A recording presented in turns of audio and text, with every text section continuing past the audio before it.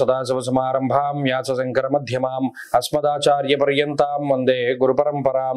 జ్యోతిష్ శాస్త్రాన్ని భావితరాల వారికి ప్రసాదించిన ఋషుల యొక్క పాదపద్మాలకి నమస్కారం చేసుకుంటూ, అలాగే నాకు ఈ జ్యోతిష విద్యను నేర్పిన గురువర్యులు జ్యోతిష బ్రహ్మ కీర్తిశేషులు శ్రీ ఏరంకి సూర్యనారాయణమూర్తి గారు సూర్యశ్రీ దైవజ్ఞ గారి యొక్క పాదపద్మాలకి నమస్కారం చేసుకుంటూ, ఓం శ్రీ మహాగణాధిపతి నమః, శ్రీ గురుభ్యో నమః, హరి ఓం.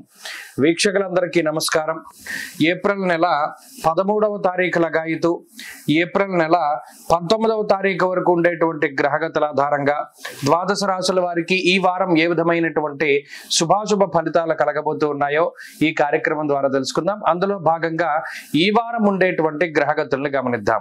ఈ వారంలో 13వ తారీఖునే రవి యొక్క సంక్రమణం, మేష సంక్రమణం జరగబోతూ ఉన్నది. మేషరాశి యందు రవి సంచారం చేస్తూ ఉన్నారు. వృషభ రాశి యందు గురువు యొక్క సంచారం జరుగుతూ ఉన్నది. కన్యా రాశి యందు కేతువు, అలాగే మీన రాశి యందు శనేశ్వరుడు, రాహువు, బుధుడు, శుక్రుడు వక్రత్యాగాన్ని చేసి 4 గ్రహాలు సంచారం చేస్తూ ఉన్నారు. ఇక చంద్రుడు ఈ వారంలో కన్యా, తుల, వృశ్చిక, ధనస్సు రాశుల యందు ఆయన యొక్క సంచారాన్ని కొనసాగించబోతూ ఉన్నారు. ఇటువంటి పరిస్థితుల్లో ద్వాదశ రాశుల వారికి ఏ విధమైనటువంటి శుభాశుభ ఫలితాలు కలగబోతున్నా తెలుసుకుందాం. అందులో భాగంగా మొదటిది మేషరాశి. మేషరాశి వారికి ఈ వారం మిశ్రమమైనటువంటి ఫలితాలు గోచరిస్తూ ఉన్నాయి. ప్రత్యేకించి వ్యయస్థాన స్థిత రవి జన్మరాశి సంచారం అనేటువంటిది ఈ వారంలోనే ప్రారంభమైనది. వ్యయస్థానమందు ఎక్కువ గ్రహాలు సంచరిస్తూ ఉండడం కూడా గోచార వశాత్తు అంత అనుకూలమైనటువంటి గ్రహస్థితి కాదు. అయితే ఈ వారంలో ప్రత్యేకించి మేషరాశి వారికి గురుబలం అనేటువంటిది కనబడుతూ ఉన్నది. అలాగే చంద్రుని యొక్క బలం కూడా ఈ వారంలో ప్రధానంగా గోచరిస్తూ ఉన్నది. గురుచంద్రుల యొక్క అనుకూలతతోటి ఈ వారం మేషరాశి వారికి ముందుకు సాగుతుంది.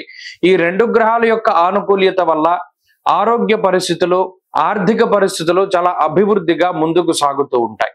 అయితే వ్యయస్థాన స్థిత గ్రహాలు ఏవైతే ఉన్నాయో 12వ స్థానమందు ఉన్నటువంటి శుక్రుడు, 12వ స్థానమందు బుధుడు, శనేశ్వరుడు, రాహు యొక్క గ్రహాల యొక్క స్థితిగతులు కొంత వ్యయ ప్రయాసాలకు లోను చేయడానికి, శరీరాన్ని ఎక్కువగా కష్టపెట్టడానికి, ప్రయాణాలు అధికంగా చేయడానికి అవకాశాన్ని కల్పిస్తాయి. దీనితో పాటుగా జన్మరాశి స్థిత రవి దేహార్తిచ్చత్త సంతాప కాలాతిక్రమ భోజనం అన్నది శాస్త్రం. ప్రత్యేకించి ఈ వారంలో మేషరాశి వారు కాలాన్ని అతిక్రమించి భోజనం చేస్తారు. అనగా వేళకి తినకపోవడము, వేళకి నిద్రపోకపోవడము ఇటువంటివి ఎక్కువగా ఈ వారంలో కనబడుతూ ఉంటాయి. దానితో పాటుగా శారీరక అలసట, ఎక్కువగా శరీరం అలసిపోతూ ఉండేటువంటి పరిస్థితులు కూడా ఈ వారంలో ప్రత్యేకించి చూడవచ్చును. అనగా ఈ కింద పని చేసేటువంటి వారు ఎవరో లేక ప్రతి చిన్న పనిని కూడా మీకు మీరుగా చేసుకుంటూ ఉండడం అనేటువంటిది ప్రత్యేకించి కనబడుతూ ఉన్నది. అంతేగాక మేషరాశి వారికి ఈ వారంలో ఉద్యోగపరమైనటువంటి విషయాల్లో కొంత జాగ్రత్తగా ఉండాలి. అనగా స్థాన చలనానికి సంబంధించినటువంటి విషయాలు లేదా ఉద్యోగం పని వేళల్లో మార్పులు జరగడానికి కూడా ఈ వారంలో అవకాశాలు ఉండబోతూ ఉన్నాయి. అలాగే ప్రత్యేకించి ఇందాక చెప్పుకున్నట్టు ఆర్థిక పరమైనటువంటి విషయాలు కానీ, ఆరోగ్యపరమైనటువంటి విషయాలు కానీ, ఇక్కడ కొంత శారీరక అలసట కనబడినా కూడా బడలిక అనేటువంటిదే మనకి కనబడుతుంది తప్పితే అనారోగ్య సమస్యలు ఏమీ రావు. అంతేగాక కొంత ఖర్చు అధికంగా ఉంటుంది. ఎంత ఖర్చు ఉన్నప్పటికీ ఆ ఖర్చుకు తగ్గ ఆదాయాన్ని కూడా సంపాదించుకోగలుగుతూ ఉంటారు మేషరాశి వారు. కుటుంబపరమైనటువంటి విషయాలు కొంత మిశ్రమంగా ఉన్నాయి. అనగా కుటుంబ సభ్యులతోటి గడిపేటువంటి సమయం తక్కువగా ఉండడము, లేదా ఉద్యోగ పరంగా, వ్యాపార పరంగా వేరే ప్రాంతాలకు వెళుతూ ఉండడం ఇత్యాదులు ఈ వారంలో ప్రత్యేకించి చూడవచ్చును. ఈ రాశికి సంబంధించినటువంటి వ్యాపారస్తులకి ఈ వారం మిశ్రమమైనటువంటి ఫలితాలు కనబడుతూ ఉన్నాయి. విద్యార్థులకి కాలం మిశ్రమంగా ఉంటుంది.